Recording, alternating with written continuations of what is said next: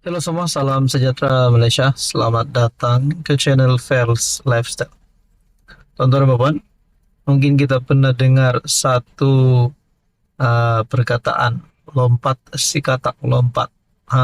Pemimpin-pemimpin politik, bahkan ahli parlimen, ahli Dewan Undangan Negeri di dalam sebuah parti yang lompat parti menyokong parti lawan. Berkaitan dengan ini, baru-baru ini kita telah mendengar salah satu pemimpin yang saya boleh katakan terkenal di dalam UMNO, yaitu adik kepada Presiden UMNO sendiri, Zahid Hamidi, di mana adik Zahid Hamidi disahkan telah masuk parti PAS. Berkaitan dengan ini, tulisan daripada Syabuddin Husin saya sampaikan kepada anda bertarik 16 Oktober.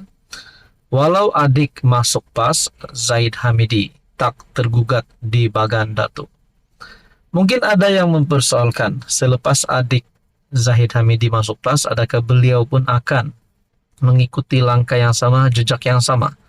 Ataupun ada ahli parlimen, ahli Dewan Undangan Negeri, ataupun pemimpin di kalangan UMNO, ataupun Barisan Nasional yang juga akan mengikut jejak langkah yang sama seperti yang dibuat oleh adik Zahid Hamidi.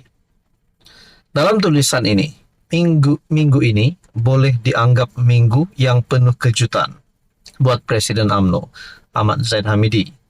Selepas dikejutkan dengan pendedahan Syamsul Iskandar Muhammad Akin berkenaan peristiwa pada malam pengiraan undi PRU15 yang sedikit sebanyak mencalarkan imejnya kerana digambarkan seolah-olah telah berpakat lebih awal dengan Anwar Ibrahim untuk menubuhkan kerajaan.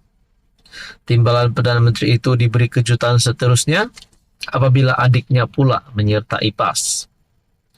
Abdul Hakim Hamidi menyerahkan borang keahlian kepada Presiden PAS, Haji Hadi Awang, di Ibu Pejabat PAS di Kuala Lumpur. Adik Presiden UMNO dilaporkan berkata keputusannya meninggalkan UMNO dan menyertai PAS adalah kerana ingin kembali kepada perjuangan bapaknya, Hamidi Abdul Fattah, yang sebelum ini merupakan seorang aktivis PAS. Beliau menjelaskan bapaknya bagaimanapun kemudian menyertai UMNO kerana mengikut jejak langkah Zahid Hamidi lantaran yakin parti itu sebagai parti Melayu yang komited menjaga Islam. Adakah di sini Zahid dan adiknya dalam keadaan yang tidak mempunyai satu persefahaman yang baik? Namun Pak Zarkashi juga ada membuat kenyataan. Dengan adik Zahid Hakim Hamidi menyertai PAS, tidak menjadi kudis kepada UMNO. Dengan penyertaan Hakim Hamidi ke dalam PAS, gambaran kasar yang sedang terbentang ialah beliau seolah-olah sedang dipersiapkan sebagai calon PN untuk bertanding di Bagan Datuk pada PRU 16 akan datang. Dikira-kira oleh kerana Zahid hanya menang dengan majoriti 348 undi, mengalahkan Syamsul Iskandar yang didatangkan dari Melaka pada PRU lalu, itu pun sebab kiraan semula undi dihalang oleh Anwar. Peluang PN untuk menang di Bagan Datuk dilihat lebih cerah jika adiknya sendiri diletakkan sebagai calon. Adakah dengan ini Zahid Hamidi berisiko untuk hilang jawatan ataupun hilang kerusi ahli parlimen Bagan Datuk pada PRU 16 akan datang? Ataupun dengan keluarnya adik Zahid Hakim kepada dari UMNO pergi ke parti PAS, adakah dengan ini menunjukkan kepimpinan Zahid sebagai Presiden UMNO adalah tidak baik? Nah, ini semua menjadi persoalan.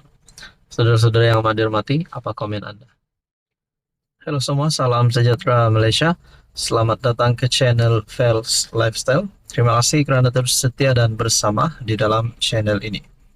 Tuan-tuan dan puan, kita telah terima satu lagi kejutan. Di mana Tun Daim Zainuddin disahkan telah masuk hospital. Di dalam keadaannya yang mungkin ada yang kata beliau kritikal kerana sedang terlibat dengan siasatan. Karena kalau bersalah sudah pasti akan terima tindakan undang-undang sehingga boleh dipenjara Namun saudara-saudara, di dalam keadaan kesehatan pula, adakah Daim Zainuddin critical? Karena kita juga telah terima berita sebelum ini bahwa Daim Zainuddin buta mata sebelah. Namun, kita berharap semuanya akan baik-baik saja. Berkaitan dengan satu berita dipetik daripada Malaysia Kini bertarikh 17 Oktober 2024. Daim masuk hospital. Pendakwaan persoal sijil cuti sakit. Pihak pendakwaan hari ini mempersoalkan sijil cuti sakit dan ketidakhadiran Tun Daim Zainuddin ke mahkamah sejak bekas Menteri Kewangan itu didakwa atas pertuduhan gagal mengisytiharkan harta pada Januari lepas. Timbalan pendakwa raya Low Chin Ho memaklumkan kepada mahkamah session bahawa Daim 86 tahun tidak hadir pada prosiding hari ini dan pihaknya menerima sijil cuti sakit daripada pihak pembelaan yang dikeluarkan Hospital Asunta semalam. Namun tiada sebarang alasan mengapa tertuduh dimasukkan ke hospital itu.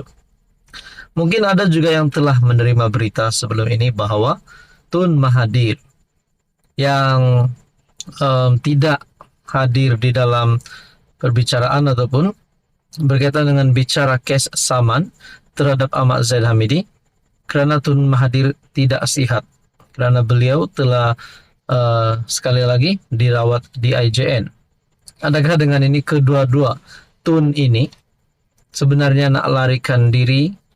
Itu menjadi persoalannya. Nak cakap mereka larikan diri, kita belum ada berita sahih. Dalam artikel sebentar tadi berkaitan dengan Daim Zainuddin, kita minta pihak hospital terbabit memberi laporan penuh mengenai keadaan Tun Daim dan kita mahu doktor yang merawat Tun Daim untuk datang beri penjelasan mengenai keadaan Tun Daim sekarang. Kita juga mahu nursing sister yang tanda tangan sijil cuti sakit untuk datang ke mahkamah dan beri penjelasan atas sebab apa Tun Daim dimasukkan ke hospital. Kerana tiada sebarang alasan diberikan kenapa beliau masuk hospital dan bila akan dibenarkan pulang, katanya. Mengenai permohonan Daim untuk memindah notis permohonan bagi merujuk persoalan undang-undang berkaitan pertuduhan dihadapinya, Law mempersoalkan sama ada betul atau sebaliknya ia arahan daripada Daim kerana pindaan tersebut hanya dibuat semalam. Ini kerana sekiranya diandaikan Tun Daim tidak fit untuk hadir ke mahkamah, maka prosiding-prosiding yang selepas ini akan jadi tidak sah dan terbatal. Jadi semua saudara-saudara ini menjadi persoalan. Adakah sebenarnya Daim Zainuddin dan keluarga mengelak ataupun sebenarnya nak larikan diri? Kita pun tak tahu. Tuan-tuan dan puan, apa komen anda?